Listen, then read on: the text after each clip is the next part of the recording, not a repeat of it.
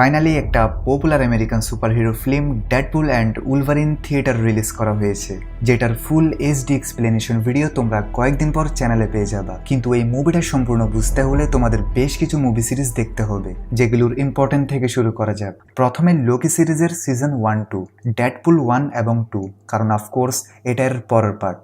এরপর তোমাদের লোগানের সব মুভি দেখতে হবে, অর্থাৎ এক্সম্যান অরিজিনস উলভারিন। এরপর 2017 সালের দ্য উলভারিন, তারপর লিজেন্ডারি লোগান। এরপর আসে এক্সম্যানের সব মুভি, অর্থাৎ এক্সম্যান 1, 2, 3, যেগুলো দেখলে তোমাদের অনেক কিছু সহজ হয়ে যাবে। কিন্তু এরপর আসে প্রিকুয়েল মুভি, যেখানে তোমাদের এই 4টা মুভি দেখতে হবে। সেখানে তোমরা এক্সম্যানকে ইয়াং ফর্মে দেখতে পাবে, কিন্তু এটা তোমরা চাইলে স্কিপ করতে পারো, কিন্তু বাকি সবগুলো দেখতে হবে। আর আমি ভালোভাবে জানি তোমরা এই মুভিগুলোর নাম শুনেই ক্লান্ত হয়ে গিয়েছো, আর এদের দেখতে যাওয়া তো দূরের কথা, এগুলোর এক্সপ্লেন সহ দেখতে চাইবে না। আর আমি তোমাদের সেই 8-10টা মুভি দেখতে বলছি না, কারণ আমি এই ভিডিওতেই শর্ট করে এই সব মুভিগুলোর ইম্পর্টেন্ট ডিটেলসগুলোর এক্সপ্লেন করব, সাথে ডেডপুলের আগের পার্ট অর্থাৎ ডেডপুল 1 এবং 2 এর সংক্ষিপ্ত এক্সপ্লেন করব, যেটা ডেডপুল অ্যান্ড উলভারিন মুভিটা বোঝার জন্য জানা জরুরি। তো আর দেরি না করে শুরু করা যাক। তো সবার প্রথম আমি এটা বলতে চাই, ডেডপুল এবং উলভারিন দুজনেই মার্বেল কমিক্সের ক্যারেক্টার, কিন্তু তারা শুরু থেকে এমসিইউ অর্থাৎ মার্বেল সিনেমেটিক ইউনিভার্সে ছিল না, কারণ তারা দুইজন মিউটেন্ট। তাই তারা শুধু এক্সম্যানের ফিল্মগুলোতেই ছিল, কারণ মার্বেলের মিউটেন্ট ক্যারেক্টারগুলোর রাইটস ফক্স নামের একটি কোম্পানির কাছে ছিল, যারা কিনা এক্সম্যানের মুভি তৈরি করত। কিন্তু কিছু বছর আগে মার্বেল স্টুডিও ফক্স কোম্পানি থেকে তাদের রাইটস আবার কিনে নেয়, যার কারণে এই ডেডপুলের তৃতীয় ফিল্মটি এমসিইউ এর পার্ট হয়ে আসছে, যার ফলে তাদের এখন থেকে আমরা মার্বেলের সুপার হিরোদের সাথে দেখতে পাবো। এখন কথা হচ্ছে, এই মিউটেন্ট কি জিনিস? মিউটেন্টের অর্থ এমন একজন মানুষ যার ডিএনএ বাকি সব মানুষদের থেকে ভিন্ন, আর এটার কারণেই সেই মানুষটার কাছে কোন একটা পাওয়ার চলে আসে। আর যে দুনিয়ায় এমন অদ্ভুত লোকেরা থাকে, সেখানে চার্লস জেভিয়ার নামের এক লোকের একটা বিশেষ স্কুল রয়েছে, যেখানে সে তাদের পাওয়ারের সঠিক ব্যবহার করা শেখায় এবং তাদের সুপার হিরো বানায়, যাকে এক্সম্যান বলা হয়। সেই পৃথিবীতে বিভিন্ন ধরনের পাওয়ার সম্পূর্ণ মানুষ রয়েছে, কিন্তু সেখানে লোগান নামের এক মিউটেন্ট আছে যার শক্তি ভিন্ন ধরনের, তাকে উলভারিনও বলা হয়। তার কাছে হিংস্র পশুদের আচরণের সাথে অনেক শক্তিও রয়েছে, এবং তার চোখ কান সব দ্রুত চলে, সাথে তার ক্ষতগুলো দ্রুত হিল হয়ে যায়, আর তার বয়স সবসময় যৌবন অবস্থায় থাকে, অর্থাৎ তার বয়স বাড়ে না। এছাড়াও তার শরীরের হাড়গুলো অ্যাডামেন্টিয়াম নামের এক বিশেষ মেটাল দিয়ে তৈরি, যাকে ভাঙা যায় না। এই মেটালকে অপারেশনের মাধ্যমে লোগানের শরীরে প্রবেশ করানো হয়, যার ফলে তার হাত থেকে মেটাল কলস বের হয়, অর্থাৎ নখ, যেটা অপারেশনের আগে হাড়ের তৈরি ছিল। উলভারিন অনেক বছর ধরে বেঁচে আছে, কিন্তু 2017 সালের লোগান তার শেষ মুভি ছিল। সেখানে এমন একটা সময়কে দেখানো হয়েছে যেখানে উলভারিন থেকে এক ধরনের ইনফেকশন হওয়ার কারণে সে অসুস্থ হয়ে যায়, যার কারণে তার শক্তি শেষ হতে থাকে এবং ধীরে ধীরে সে বৃদ্ধ হতে থাকে। এগুলোর মধ্যেই সে একটি মিউট্যান্ট মেয়েকে পায়, যাকে লোগানের ডিএনএ দিয়ে বানানো হয়েছে, অর্থাৎ সে জেনেটিক্যালি তার মেয়ে ছিল। মেয়েটির নাম লৌরা, যার পেছনে কিছু খারাপ মানুষ পড়েছিল। মেয়েটিকে বাঁচানোর জন্য লোগান তার জীবনের ঝুঁকি নেই, আর সে তার মতো দেখতে একটা ক্লোনের হাতে মারা যায়। এরপর লৌরা তার সব মিউটেন্ট বন্ধুদের সাথে লোগানকে সেই স্থানে কবর দিয়ে দেয়, আর এখানে শেষ হয় লোগানের সম্পূর্ণ স্টোরি। এখন কথা বলবো ডেডপুল 1 এবং 2 কে নিয়ে। তার আগে বলে দিই, ডেডপুল, যার আসল নাম ওয়েড উইলসন, সে ডেডপুল মুভিতে আসার অনেক আগেই তাকে একটা এক্সম্যান মুভিতে দেখা গিয়েছিল। সেটা হচ্ছে 2009 সালের এক্সম্যান অরিজিনস উলভারিন।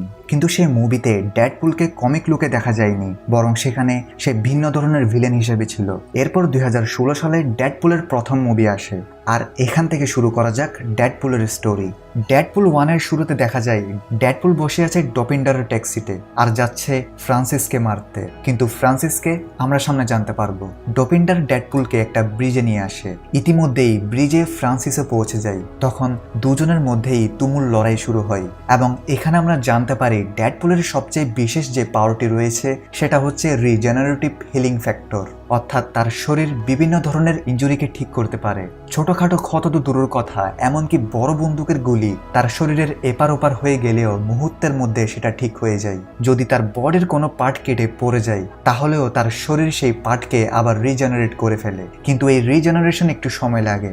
ডেডপুলকে প্রাণে মারা কঠিন, কারণ যতবার তার মাথাটি অবশিষ্ট থাকবে ততবার তার শরীর বারবার পুরোপুরি গ্রো করতে থাকবে এবং তার থেকে রয়েছে দ্রুতগতির ফাইটিং স্কিল। সে গানফায়ার থেকে সহজে বেঁচে যায় এবং সে যে কোনো হামলা হওয়ার আগে জেনে যায়। আর তার থেকে রয়েছে সুপার হিউম্যানস স্ট্যামিনা। ডেডপুলের স্ট্যামিনা অনেক বেশি, সে অনেকক্ষণ ধরে লড়াই করলেও সে একটুও ক্লান্ত হয় না এবং সে কোনোদিনও অসুস্থ হয় না। তো এগুলো ছিল ডেডপুলের সুপার পাওয়ার। এছাড়াও ডেডপুল একজন অসাধারণ ফাইটার, সে যে কোনো ধরনের অস্ত্র ব্যবহার করতে পারে এবং সে ভালো তলোয়ার চালাতে পারে।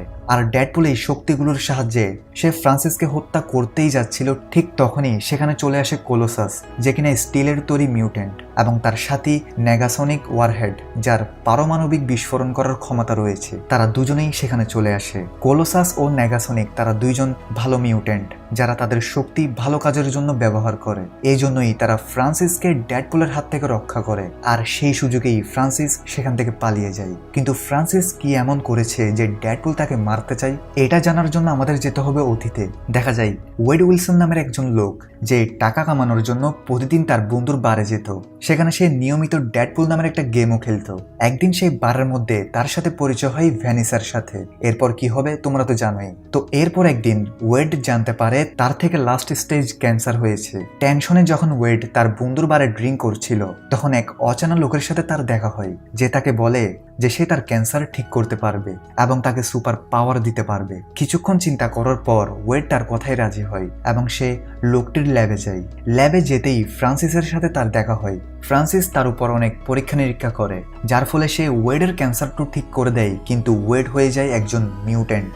কিন্তু এই চক্করে ওয়েডের পুরো বডি খারাপ হয়ে যায়। ফলে সে অনেক রেগে সেখান থেকে পালানোর চেষ্টা করে, কিন্তু পালানোর সময় ফ্রান্সিসের সাথে তার লড়াই শুরু হয়।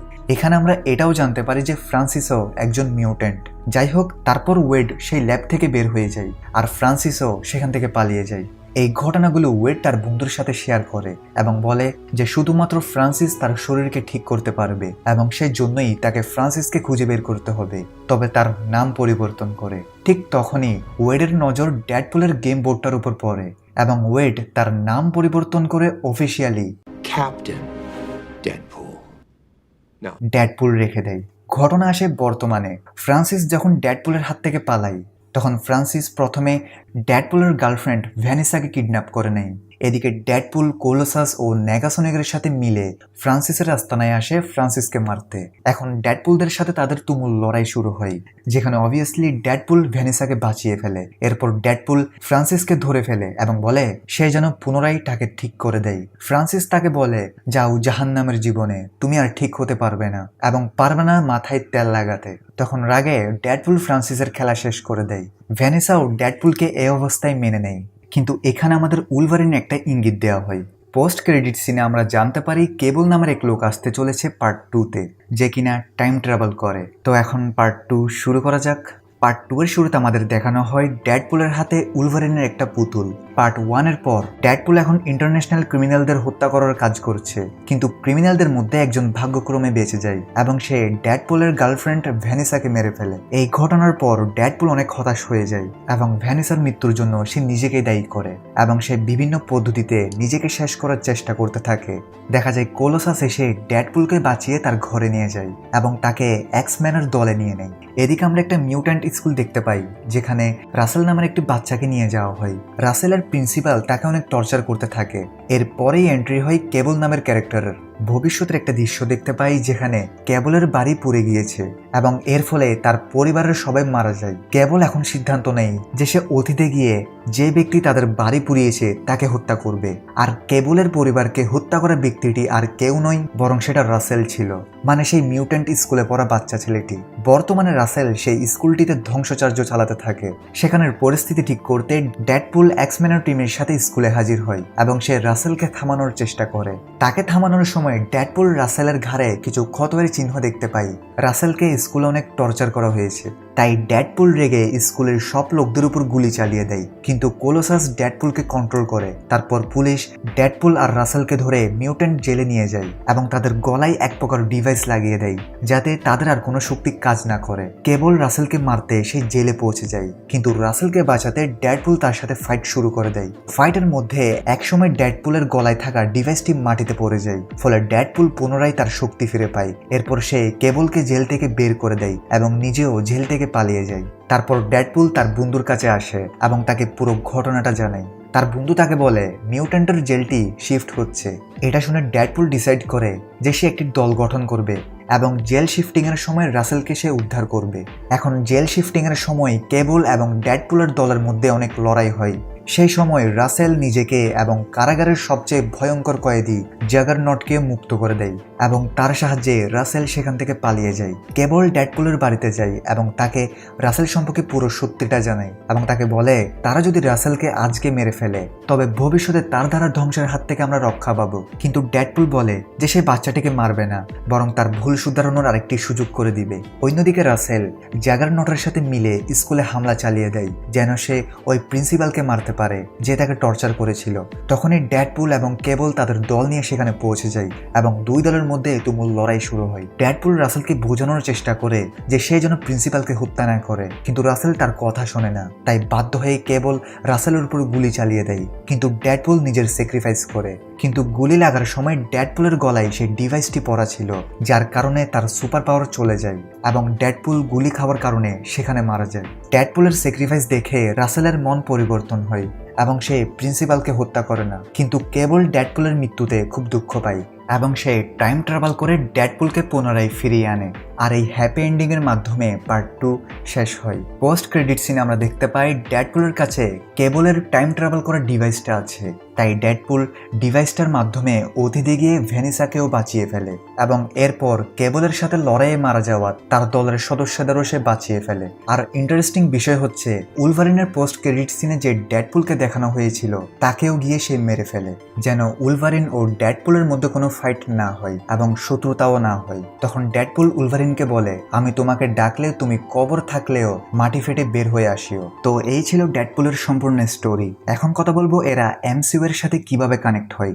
ডেডপুল অ্যান্ড উলভারিন মুভি শুধু নামের জন্য এমসিইউ এর সাথে যুক্ত হয়নি, বরং এমসিইউ এর সাথে তাদের বড় কানেকশন রয়েছে। কেমন কানেকশন বলছি, তার আগে আমরা জেনে নিই মাল্টিভার্সকে, যেটাকে ডিটেইলে বোঝানো হয়েছে লোকি সিরিজে। তবে এছাড়াও সদ্য মুক্তিপ্রাপ্ত ডার্ক ম্যাটার সিরিজেও এই জিনিসটাকে বোঝানো হয়েছে। তবে এটা বলে দিতে চাই এমসিইউ এর মাল্টিভার্সের সাথে মানুষের তৈরি থিওরিটিক্যাল মাল্টিভার্সের মধ্যে কিছুটা পার্থক্য আছে। কেমন পার্থক্য সেটা না হয় আমরা পরের একটা ভিডিওতে আলোচনা করব।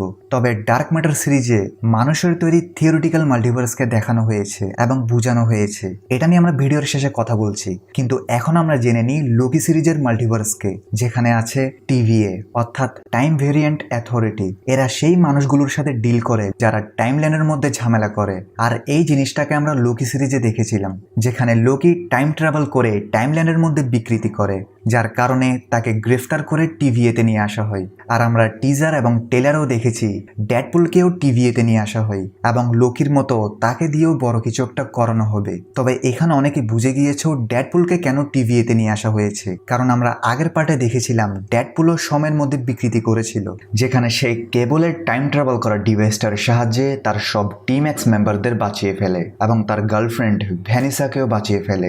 আর এই রিজনটাকে সামনে রেখে তাকে টিভিএতে আনা হবে। আবারও বলছি এই রিজনটাকে সামনে রেখে, কারণ টিভিএ যেমন দেখতে তেমন নয়। তো এই ছিল আজকের ভিডিও। এই পর্যন্ত দেখে ফেলেছো তো অভিনন্দন, তোমরা এখন খুব সহজে ডেডপুল অ্যান্ড উলভারিন মুভিকে এনজয় করতে পারবে। কয়েকদিন পর আমি ডেডপুল অ্যান্ড উলভারিন মুভির সম্পূর্ণ এক্সপ্লেনেশন এইচডি ভিডিওর সাথে নিয়ে আসবো, কারণ এখনও সেটা ওটিটি প্ল্যাটফর্ম ডিজনি প্লাসে রিলিজ দেওয়া হয়নি, আপাতত থিয়েটার রিলিজ দেওয়া হয়েছে। তাই ওটিটিতে রিলিজ দিলে আমার চ্যানেলও তোমরা পেয়ে যাবা, না হয় কম রেজলিউশনে মুভি দেখলে কোনো মজা নেই। মাল্টিভার্স কনসেপ্ট নিয়ে একটি অসাধারণ সায়েন্স ফিকশন সিরিজ ডার্ক ম্যাটারের সম্পূর্ণ এক্সপ্লেনেশন দেখতে চাইলে ডান দিকের ভিডিওতে ক্লিক করে দেখে নাও। লাস্ট এইটুকু বলতে চাই, ভিডিওটা ভালো লাগলে কমপক্ষে একটা লাইক করে দাও, আর চ্যানেলকে সাবস্ক্রাইব করে না থাকলে সাবস্ক্রাইব করে পাশের বেল আইকনটি বাজিয়ে দাও এমনই সব ইন্টারেস্টিং ভিডিও সবার আগে পাওয়ার জন্য। দেখা হচ্ছে পরের ভিডিওতে, ততক্ষণে সবাই খুব ভালো থাকো।